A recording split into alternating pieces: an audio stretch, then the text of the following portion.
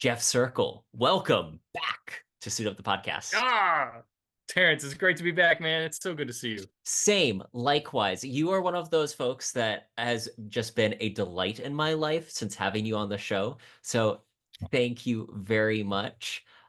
We threatened to have you back to talk to have and have not, and we are making good on that threat.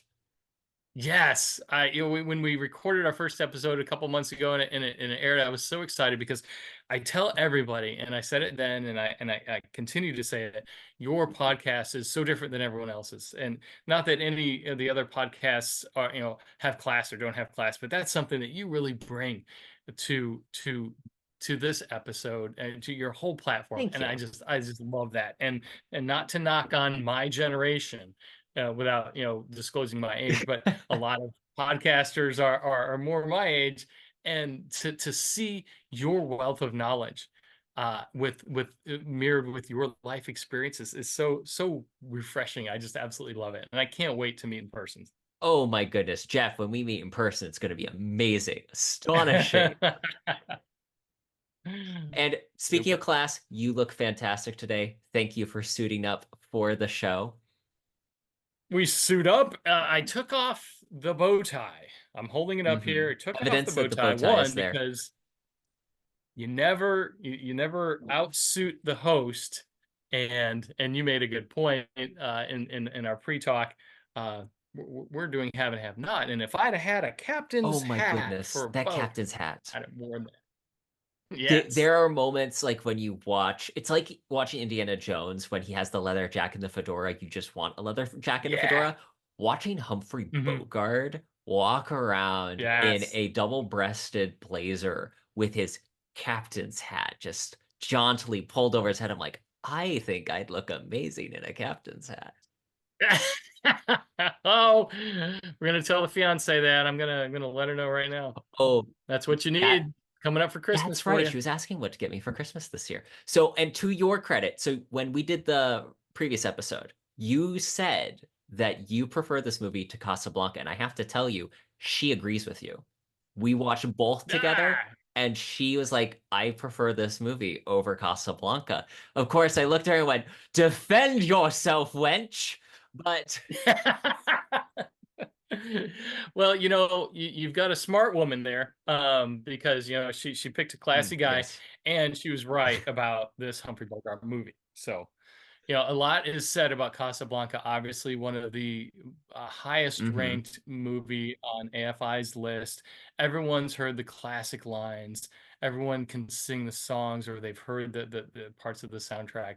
And the story is wonderful and amazing. And we're talking about Humphrey Bogart, and that whole Hmm. cast is unbelievable, and the way it's shot, there's so many reasons why it's wonderful and just amazing, and it was my favorite movie of all time for a long time until I saw To Have and Have Not. Okay, tell me about when did you first see this movie?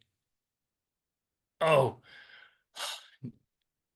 see, here we go with the whole calendar thing. I'm gonna go late 90s. Okay. There was a strange, desolate, dystopian period of my life, Terrence, where I would sit at home alone No. in a dark room, watch old black and white Actually, it sounds movies. amazing. I'm sorry. It was fantastic. It was in the late 90s, and it was right before I moved to the Virgin Islands. And so my whole life was leading up to that. And up until that point, I discovered movies from the 40s and Hmm. 50s. And obviously, Casablanca was one of them. So I went down the whole Humphrey Bogart Hmm. rabbit hole and found Have and Have Not. And it's not the reason why I moved to the Virgin Islands, but I can see going to Martinique with with that whole setting there for Have and Have Not. But it was in the 90s and instantly became one of my favorite. I got the CD. Oh, and I was gonna bring it with me. It's in the DVD player right now because I was watching it earlier, just to have it on in the background while I was doing the dossier work. And I wanted to hold it up, or I wanted to have a poster. I almost went to the library and got the book just to have some props here. Hmm. But it really, I'm not a collector of things anymore. I used to be more. And the wine over my shoulder, notwithstanding. Uh, and the bourbon over there notwithstanding. So I get things that we use, Yes. and but that would be something I would love to have, Mm, because especially the angle of, Bogart in one of those jackets and the fedora and a hat, and I just, here's the thing. I mean, we can go costumes. Okay, you gotta rein me in and direct me here, because I'm gonna go all over the place. But to answer your question, mid '90s always stayed one of my favorites, and the more and more I watch it, hmm. and I'm probably up to 7 or 8 That's times now, great. it's just, it never Hmm. fails. And I was thinking about it today when it was on in the background. Every scene serves a purpose. Hmm. And I had to stop watching it a couple times throughout the week and then pick it up later. And so I'd go back to the beginning, and I noticed right off the bat, and this is why it's good to watch movies if you're a Hmm. writer or if you're a screenplay writer, is I watched the beginning again, and right off the bat, it's Hmm. textbook how to set up Yes. your scenes to insert what's important right off the bat. Hmm.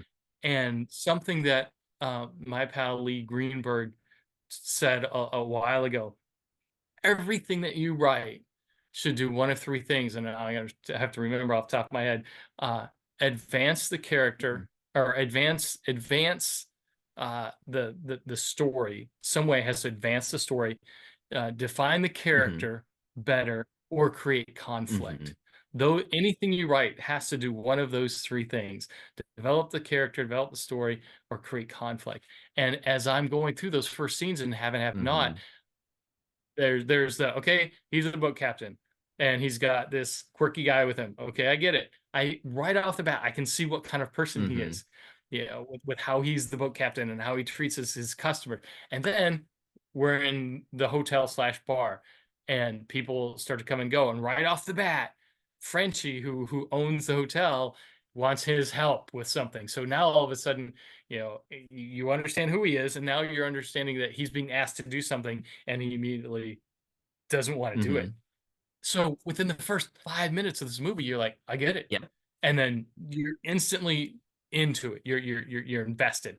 And our writing needs to be able to do the same Hmm. thing. Well, and one of the things that I immediately clocked was, so I think the film basically opens with Bogart talking to the like port authority essentially. And like Yes. again, it just immediately sets up with the details. We know who he is, we know what he's doing. We see him in his normal world, which is that he has that Mr. Johnson, the the hapless tourist who's trying to fish. And we get to see what the normal world looks like before we then thrust him into the adventure world, which is a difficult thing to do when you have an a macho superhero Hemingway character. You have to demonstrate that he's got this big thing that he already does is be a He-Man. And then you have to demonstrate how he gets pushed enough into a different world that he still can handle himself, but that's a different adventure, which isn't necessarily an easy thing. Also, trope that I noted, there's a recurring theme in Hemingway where there's the knowledgeable man who knows what he's doing, and then the hapless dude who's there, which is Contrast. us usually. Like the reality is, we'd like to think of ourselves as the Hemingway hero. We're the hapless dude that goes on this adventure and then tries stiffing Bogey his money. Yeah, and that scene that you just described when he's getting his harbor pass and going through the Mhm. local, It also sets up the harbor world authority there, right there. it sets up. We know Mm-hmm. it's Vichy Yep, the France. everything. So yes, so many things are laid out right there, and I look at that scene, and the lesson is Hmm. dialogue. So if you're writing dialogue, you can use dialogue Hmm. to say so much without sounding like the Basil exposition omniscient narrator. without What? sounding like Basil exposition from Austin Powers. Basil exposition, British intelligence. That needs to be our next movie. That'd be a blast. No, so many people write dialogue like they're just having a conversation just to move the story forward, but a pointless conversation might display some Hmm. character, but you can, that's an example in that scene of doing it Hmm. well and throwing so much more into it Hmm. without sounding like an omniscient narrator. You know, there's a place for that, for the narrative part of your Hmm. writing where you're like getting the backstory, but that's kind of Well, boring and too if you're just throwing facts especially out. the visual medium, you need to keep things moving. One of the Yeah. things that I thought was interesting about watching this versus Casablanca is Casablanca is like, again, the lines are amazing. I love that movie to death. The thing that I noted more in watching To Have and Have Not is To Have and Have Not, I think, does a better job of the dialogue and the action move together better. Whereas Casablanca is essentially people kind of saying and talking for most of it, which means it does have great lines, but it doesn't have great Yes. exchanges as much. Like there are highlight exchanges, don't get me wrong. Casablanca is an amazing movie. Love it. But in this film, they do such an amazing job of having everything. It's like it's more consistent. Even if I'm not going to say that Casablanca will have like level 9 lines for me, level 10 lines for Right. me. This movie has level 8, 7, and 8 lines, but they're all 7 and 8 lines throughout from beginning to end. So consistently, the bar is raised more in every conversation. Yeah, you're right. And okay, so yeah, let's talk about Okay, lines. So anybody got a match? That catch and that throw. When Lauren Bacall just saunters in there, it was her first movie. How? My yes. goodness. Oh, dear. Like the instant chemistry is palpable. Eh, Yeah, and see that's the thing. Ingrid Bergman in Hmm. Casablanca is is Yes. flawless and just, I mean, come on, you're gonna melt in front of her. Bacall walks in and she just has a command of the Yes. scene without being She has a movie commanding. star Just her charisma. presence. Oh, and the thing that I noticed that too that they plugged in were the Hmm. looks. The heavy stares, that noir stare without being, you know, without overdoing it. It's not like a soap opera where they zoom into the hard stare, dun dun dun. Hmm. It's not like that. She just has to stand there, and just her mannerisms, her physical, Hmm. some of it's comedy, some of it's physical comedy without being a funny scene. Just the way she carelessly flips that matchbook over, and combine that with the timbre Hmm. of her Hmm. voice. It's amazing. So lines, yeah, obviously, uh, uh, their AFI listed, American Film Institute listed what are the best lines ever, and number 34 came from To Have and Have Not, and it's probably one that stands out of this from this movie, and it's in the early scenes. Do you know what it is? Is it the whistle? Yes, yes. Uh, and it's in that scene where they're passing back and forth, the matches, and she's standing there at his hotel door, and there's just that chemistry that you're talking about, that banter back and forth. They're kind of building up this tension, and that's another thing that Jerome Preisler told me once. He called it dramatic Hmm. tension. And that stood out. That term popped out with me when I saw that scene. It's that dramatic tension that builds between those two, and she says, she's about to leave, and she goes, "You know how to whistle, don't you, Steve?" And he's got this look on his face, and then she leans in and says, "You just put your lips together and blow." And it's the look on her face and the line. Hmm. And then you watch Bogey after she closes the door. You see that look in his face, and this is why he was a good actor. You see the look, and then his eyes go here, and then he whistles, and then that grin. It's classic. That one, two, three, Hmm. 4, 5. It seems like the most simple thing in the world, but when you break it down and you really observe it and it hits you, you're like, these two are operating at a completely different level. Hmm. Okay, so a little bit background for people that don't know. To Have and Have Not was directed by Howard Hawks. It is written, the screenplay is written in part by William Faulkner, who, for any of you that are like, why does that stand out to me? It's because you heard about him in high school lit. He's one of the original like Southern writers. It wasn't he The Sound and the Fury is like his book that William Faulkner won a Nobel yeah. Prize. So this is one of the only movies that feature two Nobel Prize winners in Hemingway and Because Faulkner. this is based on So Hemingway. Faulkner, yeah. Right. I'm sorry, I jumped ahead of that. But yeah, you're right. Yeah, you covered Faulkner based on Hemingway's book, and you've got a great story and you tell it so well about how this movie came to be from a conversation between Faulkner and Hemingway. What is that? Basically, Hemingway didn't want to write anything for the movies.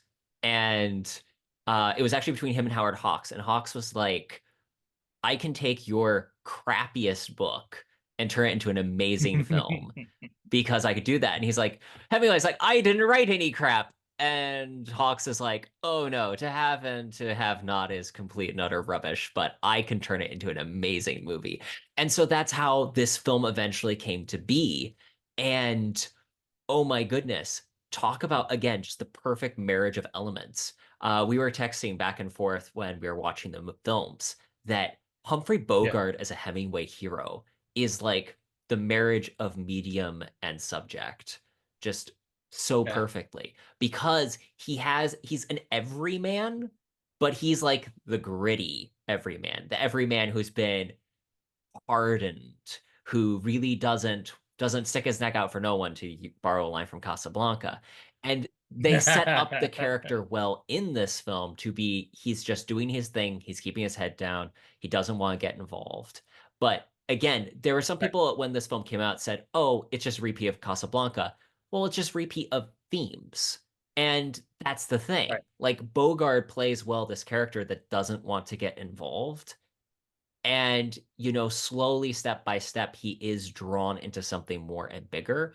What I like in this film is that he's drawn into it because he wants to help out Lauren Bacall's character. He wants to help out Slim, Right. which Yeah. also note that I had a couple of quick notes on this.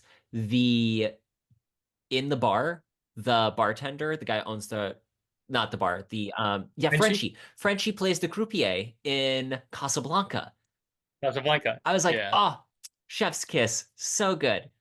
Yes. Yes. And Paul Henry, I mean, they went back and forth with a lot of these characters.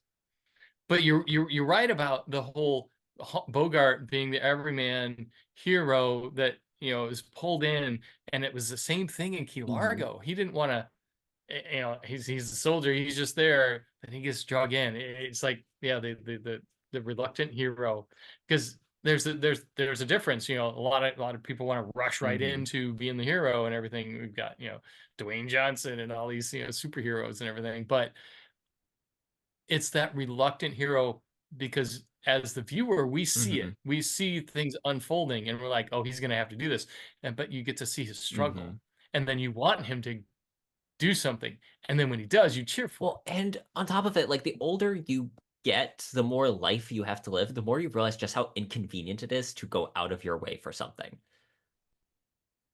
Time is, yeah, you learn to value the how important time is, and I got a lot to do, yeah, and this is not my fight, this is not my war, this is not my Hmm. problem. But yeah, you realize, and that's where the goodness in people, and that's why Hmm. movies should be able to lift us up, because in the end, hopefully, you see the goodness in people overcoming, the evil in life, like the evil story, and all of the, antagonists that they bring, Edward G. Robinson in Key Largo, and oh man, the German The Gestapo major, agent, and, yeah, Major Strasse, Strasse. in Casablanca, and yeah, and then Bogart steps up and does the right thing, and you cheer for him, and but he does it with such grace, Hmm. and he doesn't spike the ball, Hmm. he just stands there, and Louis, this is the beginning of a wonderful friendship, or at the end of every movie, walks off in the sunset like Joe Cool. Hmm. Okay, I kind of want to see now like Snoopy dressed up as like Joe Cool dressed He up as has. I've seen Bogart. it. I've seen Oh, he's got the jacket on and the it's hat. amazing. So you were on a line there with William Faulkner Yes. writing the Mhm. screenplay with Jules Furtham. Hmm. Together they worked on that with off from a Hemingway book, which even though some would say it may be his worst, but I think probably Hemingway's worst is something I would strive Yeah, to attain. exactly. It's like, okay, genius level. And Yeah. And then you mix in Howard hmm Hawks, who I know you adore as a hmm director, that he was. Uh, what is it about Howard Hawks that really stands out So to you? this is the thing that if we needed like a perfect example of why Howard Hawks is the most underrated director of all time. I want to just quickly look at the fact that he directed The Big Sleep. He directed Yes. Bring Up Baby, Alcohol and Old Lace, Rio Bravo. The man worked in so many different genres. His Girl Yeah. Friday. The way that we think of movie banter is based on Howard Hawks. That whistle scene is the most iconic scene in this film. He wrote Yes. that. That is not Hemingway. That is not Faulkner. That was a screen test that he wrote for Lauren Bacall, and they liked it so much. Jack Warner himself was like, "You need to fit this in the movie." See, this is why the Suit Up podcast needs to blow up on Spotify and wherever you get your podcast, because it's stuff like this that I did not know that. And that is, I love stuff like that. And I think everyone else does too. Where did you find that out? Do you remember? IMDb. Like, that's an amazing fact. Thank goodness for the Internet Movie Database. Praise to our Amazon overlords. Whenever my wife and I are talking about movies or something, I have the IMDb Hmm. app on my phone, and so I always beat her to the answer because I already have the app and I just type it in. It's like, yeah, I'm in that thing constantly. Hmm. Yeah, I like the app better than the Uh, desktop version, it's but one of those things where I'm like, it's kind of like a Goodreads, where I'm like, Amazon, you own this, make it better, please. Like, the interface could yeah. be better. Anyway, point being, that line, the just put your lips together and blow, that kind of smoldering dramatic tension built between characters is what Hawks did so well in multiple different Hmm. genres. And like for me, that's what inspires me as a writer is I want to be able to whatever genre I happen to be writing in, have that kind of dramatic tension that you can build between characters using clever dialogue. Like, okay, I wrote down a Yeah. few other lines that I loved it.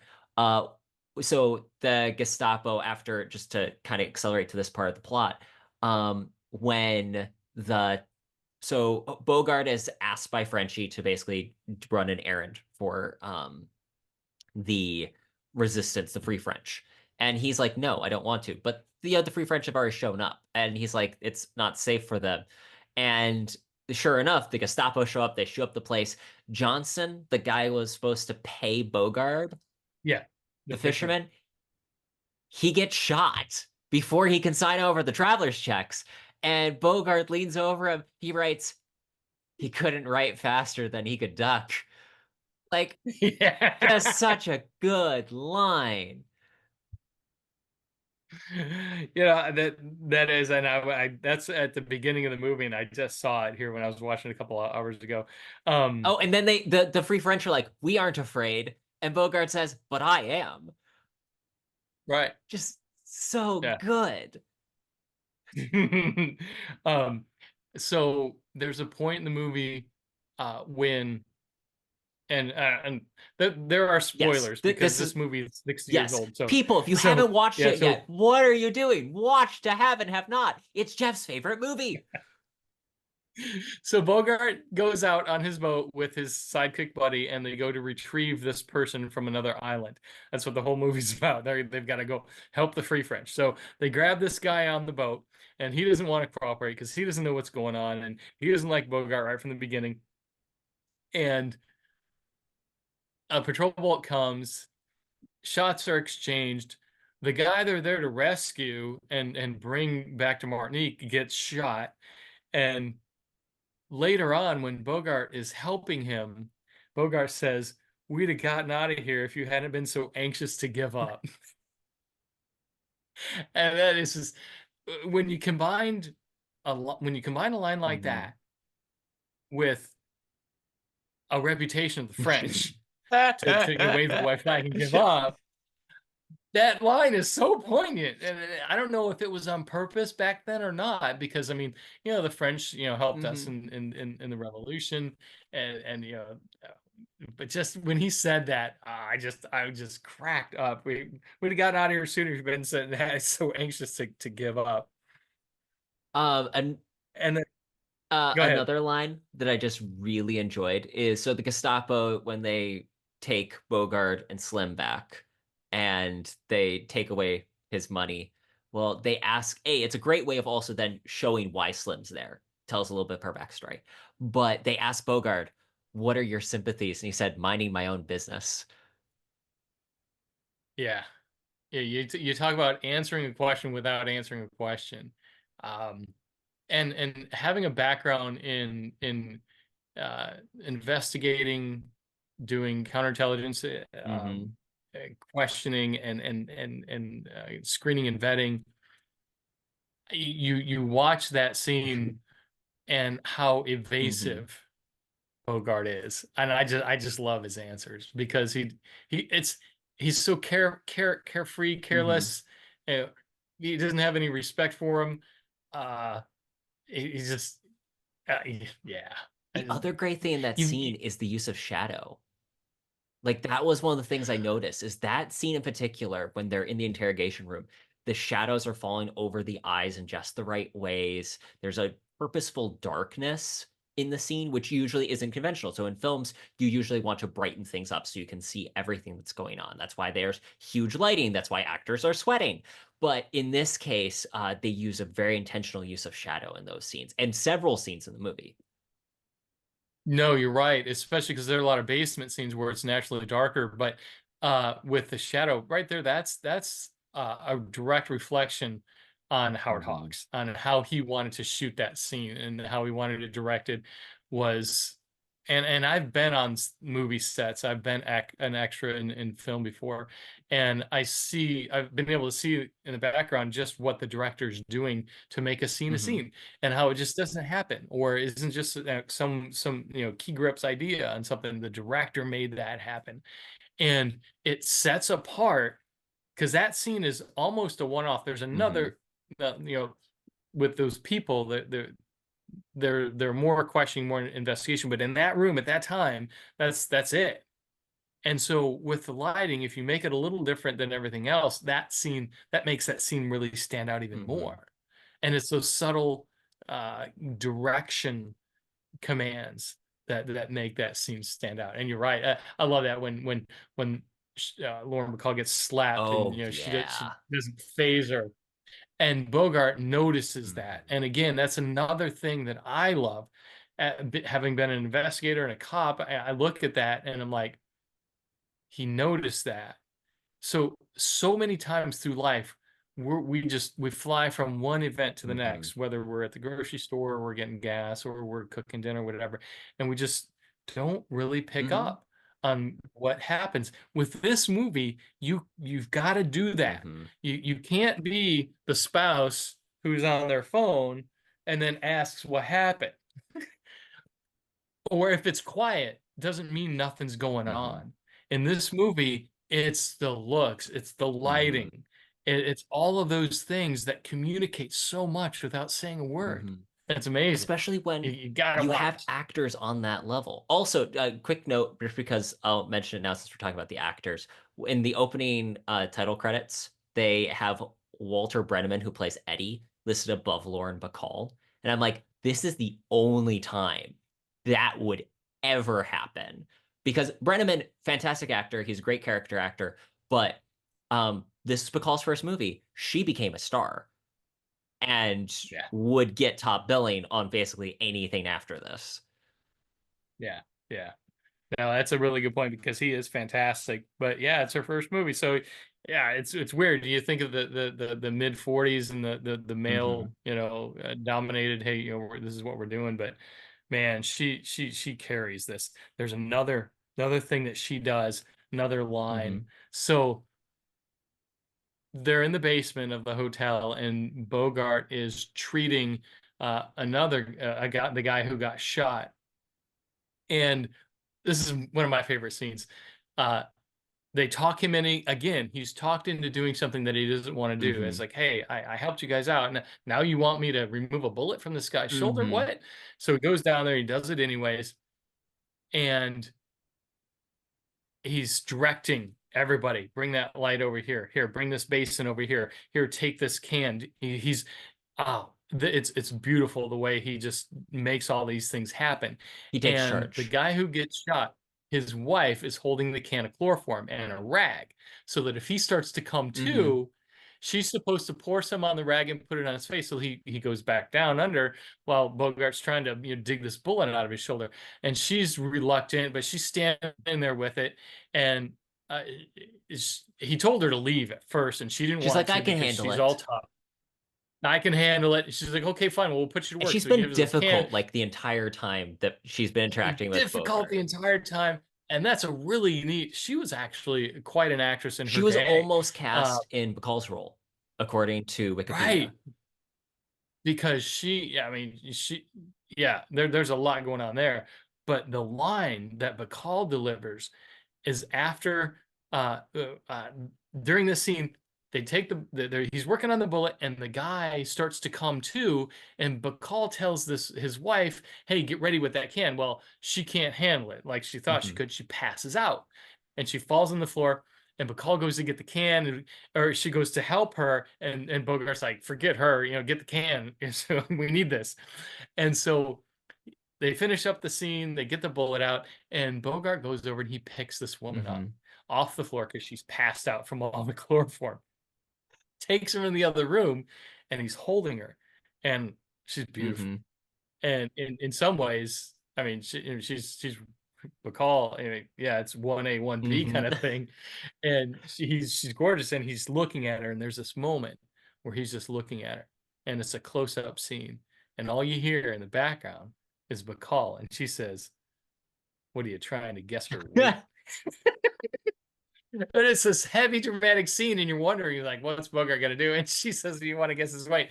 But before that, she's waving the chloroform out of the room because so everyone doesn't pass out. And then she looks down at the woman who's on the floor, and then she takes a couple swipes at her and try to blow more chloroform toward her. It's so great. Everything in that scene, everyone has Mm-hmm.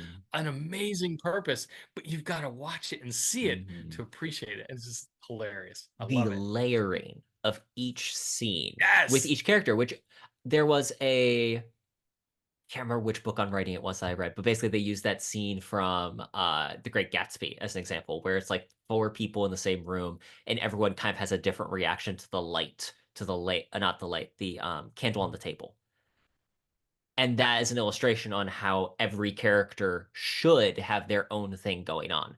The fun thing about the visual medium with movies and television is that you can actually portray that with everyone visibly doing something else. So one of the things that's great in this film is every time you have multiple characters in the same room, it's not like they're all standing there while Bogart just kind of moves around. Everyone has a Right. thing that they are doing and their own goal thing that they're going after. They're following their own plot line. It just happens to be that we are mostly following bogeys. Yeah, and that scene takes place a little bit further on in the movie, so you already know Hmm. as you're watching this what each character is like. So when they have a reaction that you observe, or if they have a line that they deliver, it's already in the context of what you know about that person. Hmm. Like you pointed out, yeah, the victim's wife was kind of a pain in the butt from the minute they met, the very first time that they cross paths. Like, oh yeah, she's a pain in the ass. It's Oh, it's the yeah, you it's don't the have to deal early with version of Willie Scott from Temple of Doom. There you go. There you go. Oh, yeah. The other thing about this,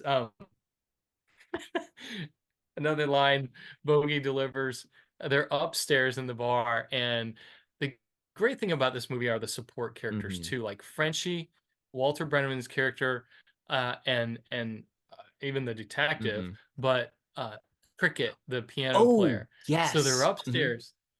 Yeah, they're upstairs and he's playing the piano, and he had just given Lauren Bacall a job to sing, and she comes downstairs in a knockout dress, and Bogey's just standing there like like he says just a guy with a dumb look on his face, and he looks at her and says, "Are you ready?" And she says, "Yeah, I think so." And he says, "Well, you're not going to have to sing very much in that dress."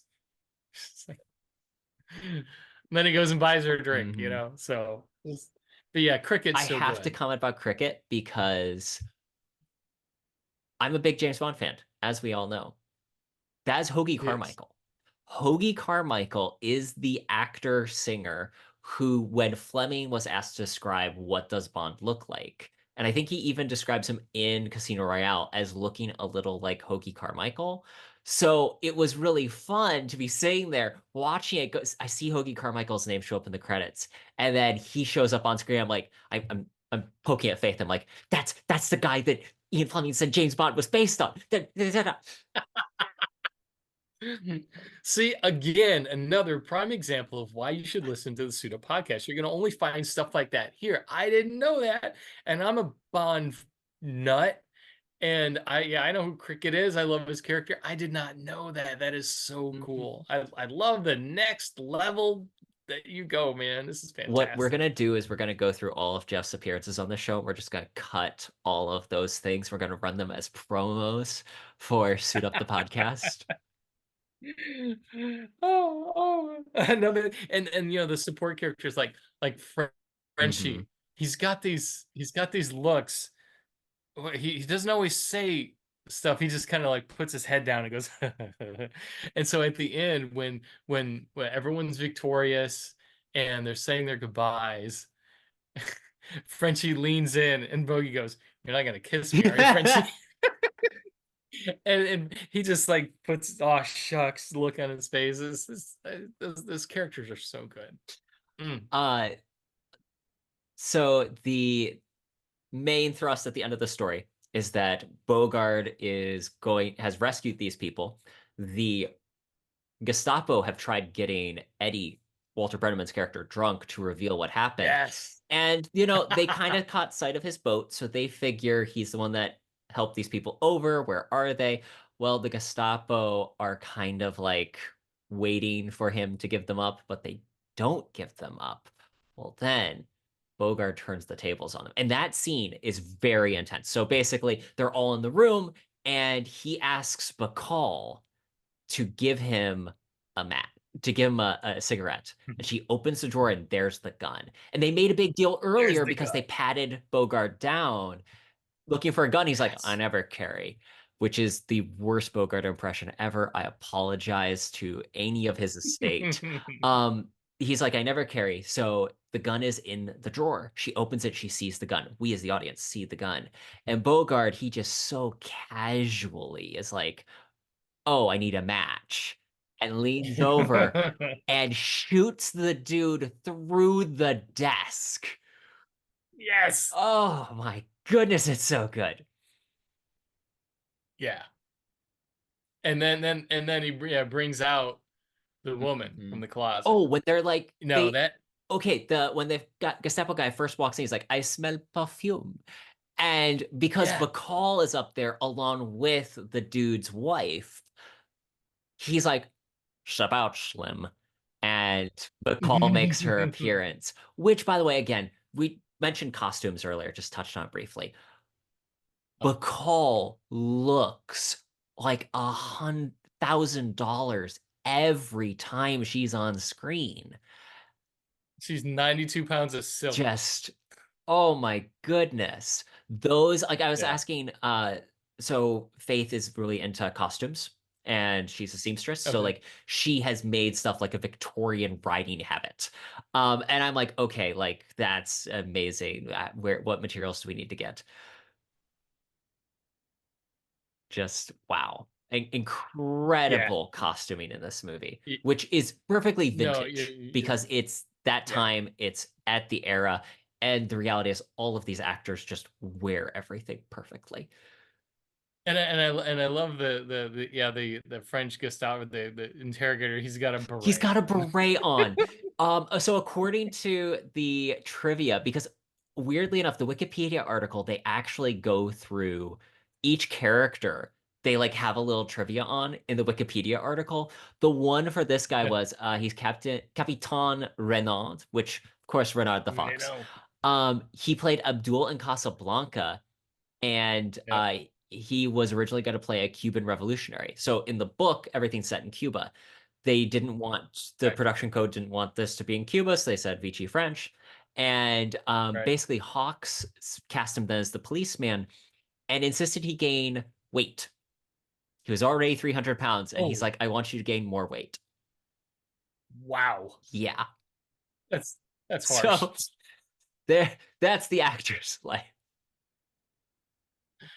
Yeah. I wonder, did Walter Brennan have to actually drink all that beer? I wonder. Oh my goodness, he does so Walter Bregman's character, every time you see him, he's like kind of twitchy, a little bit. He he He's got a hitch he in his step. looks like he is on withdrawal. And every time Yeah. he's like, so can I just a little bit? I'm like, I think I need to drink less. We need to avoid this if at all possible. No, come on, Harry. I just, I don't want to get the shakes. No, I just there's so much to be learned from this movie Hmm. if you're a writer. Whether you write adventure, whether you write romance, whether you write suspense, it doesn't matter because it lays out characters and what you said a minute ago about the basement Hmm. scene and how everyone has their role of what they're doing. For us as writers, it's called POV. Hmm. And you've got to stick to that POV and keep shaving and carving and manipulating those characters down Hmm. to be so specific. Because if you line up these characters in this movie, you've got Bogart, obviously, you've got Bacall, Hmm. obviously. Those are very well shaped, but the support characters need to be equally as defined. Hmm. Like there can't be any other character like Like like Eddie, Eddie like Walter asking, have you ever been bit by a dead bit by bee? it. Dead bee. Literally every person he meets in this movie, he asks this question. And then when he meets Bacall, like towards the end, he's like, who are you? And she's like, Who comes have you ever back? been bit by a dead bee? I was once bit by a dead bee once. And she like rolls all over and you just see his eyes widen. He's like, Harry, Harry. What's happening? And that's a really neat scene because now she's joining their Hmm. tribe because it was just those two on the boat, and now she's going to join in, and it shows acceptance. It wasn't just the three of them riding off in the sunset Hmm. together. There was that moment they took, Hawks and Faulkner wrote that in to show that she had earned her place, Hmm. not just because she was a beautiful Hmm. dame. What is it about you dames? And that then and but then they use that to come back around and tie it in Hmm. of his classic line so you know what's coming. And if you're watching or reading something and you know it's coming and you're still amazed by the process and the outcome, that's really well done crafted Hmm. work. And just a quick call out on the fact Call is a well-written character. Like I think that we have a bias to assume that women in the 40s as characters weren't given a lot of range, and sometimes that's true. But Yeah. then you get characters like Bacall that are just genuinely well-written, fully fleshed out characters who have their own wants, needs, and desires in the story. Yeah. Yeah. But as we write, our Frenchie character should be all the way, Hmm. all Frenchy, and Walter Brennan should all the way Eddie, and then every character like the wife, you've got to just look at her with almost disdain, but then in the end everyone has redemption. She apologizes. You know, everyone plays their role, and you're right about Bacall being her first movie, their first movie together. It's where they really started their romance. They were Hmm. married a year later. Uh, I always wanted to know, and I never really looked it up, and you may have found it in your research. had they ever had any interaction? What was their first Oh, interaction? Because yeah. that, like movies Hmm. now, actors will be thrown together in a scene that could be taking place way down later into the movie, and just how they film it. What was their first interaction like? Mm. Because the way these movies were shot back in the 40s, it was show up, we have a week to shoot this Hmm. movie, or this movie costs I think $1.4 million, which was pretty good budget back then. But we've got to shoot this movie. You can tell right from the very beginning the chemistry that Hmm. these two have, Palpable. right from the beginning. Yeah, they're going back and forth from each other's room, just talking and learning about each other. I would love to know because there's the movie version of them, which is, the chemistry is so good. But the real life part of them, I'm curious because that's such a epic part of their whole story. And as cinema goes and movie watchers, I wonder, did you hear anything I about, didn't see which was their their first interaction in it, but yeah. there's a documentary coming out about Bogart soon, and I kind of want to watch it, if for no other reason than because really something I'm realizing as I go through my vintage films and getting to rewatch some stuff I haven't seen in a while. Bogart delivers such great performances routinely, kind of like in the same John Wayne fashion, where he plays himself to a certain degree. But the fact is, again, he's a reliable everyman who just Yeah. is hard. And so things like the Maltese Falcon, things like Casablanca, The Big Sleep. I want to go through all those again, and I really do want to. I think I actually got a Bogart. Did I keep it on the shelf? I at one point got a Bogart biography that I'd like to finish reading because like he was a patrician. Yeah. Like he came from money. He was well educated. He was not someone that should have been in the movies. Yeah, and he was actually a really good sailor too, and you see that theme throughout, especially obviously with Key Largo, but here and Have and Have Not, he was it wasn't the boat wasn't Hmm. prop just for him, you know. Yeah, and that when you talk about when they're just they're themselves, he's really comfortable in that setting. Hmm. So Jeff, Yeah. what was there anything in the rewatch this time around that particularly stood out to you that we haven't discussed yet? Oh man, so. I always gravitate toward the scenes that I know, Hmm. and I look for things that I've missed. And I think in this last rewatch, the thing that I really learned more, and I mentioned it a little bit earlier, was Hmm. the look in their eyes. Hmm. So many of them that really stands out. It's those nonverbal cues Hmm. that were just so dramatic. You know, we always focus on action or Hmm. setting or what's going on with the physical acting. In this, I really noticed some of the heavy looks, the heavy dramatic looks that communicated so much, but what they weren't just for the sake of Hmm. it. They were timely. And again, I think that goes right to direction.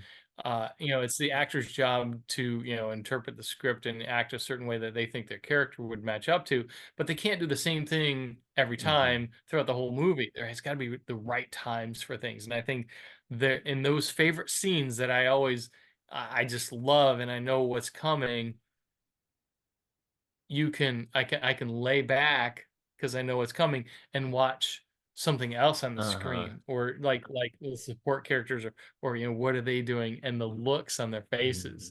Hmm. That's what's really cool. You can sit and listen to a movie and kind of pay attention with half an ear, but when you watch every act and everything, this really stands out. And I can't wait to go back to that lighting scene that you're talking about in the interrogation when they were being interrogated with the police. I'm gonna go back right now and look at that, because that stuff like that is just, it shows you just how much you need to appreciate the skill behind who was doing all these things with, especially Howard Hawks, and then some of the other direction is amazing stuff that you miss, that hopefully will teach you to know what to look for in the future with other stuff. Hmm.